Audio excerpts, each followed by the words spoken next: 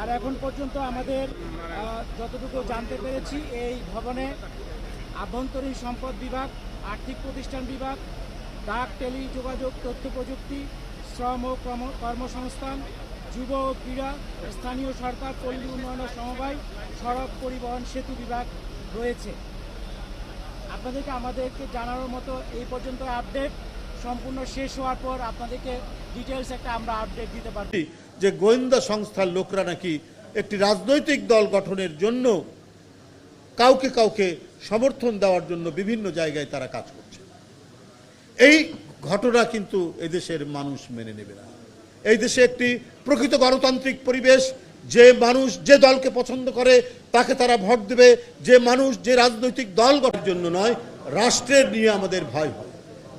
আমরা এর আগেও দেখেছি, যখন কোনো সচিব কোনো মন্ত্রীর বিরুদ্ধে জনগণের মধ্যে থেকে প্রতিবাদ আসে, তখনই আপনার সচিবালয়ের ফাইল গায়েব হয়ে যায়, সচিবালয়ের মধ্যে আগুন ধরে। গতকাল মধ্যরাতের যে আগুন, সে আমরা জানি না, আমি কোনো মুখরোচক কথা বলতে চাই না, এই আগুনে অনেক নথিপত্র পুড়ে গেল, কিন্তু একটি ঘটনা আরেকটি ঘটনাকে সন্দেহ তৈরি করে।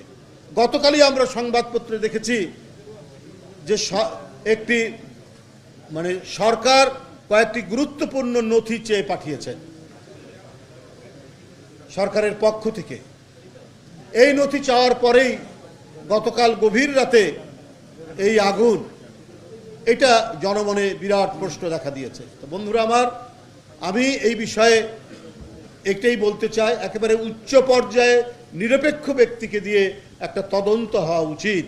কারণ গতকাল শেখ হাসিনার এবং তার দোসরদের কিছু নথি চাওয়ার পর আপনার একাধিক জায়গা থেকে আগুনের বোধহয় সূত্রপাত এক জায়গা থেকে না দুই জায়গা থেকে, সেটুকু তো এখনই সুনির্দিষ্টভাবে বলা যাচ্ছে না। তবে দেখা যাচ্ছে যে বিভিন্ন জায়গা থেকে আগুন লেগেছে, তার একটা আলামত লক্ষ্য করা যাচ্ছে। এবং যেভাবে কয়েকটি ফ্লোর একেবারেই কয়লা হয়ে গিয়েছে, তাতে বোঝাই যাচ্ছে যে এটা কোনো স্বাভাবিক কোনো দুর্ঘটনা না।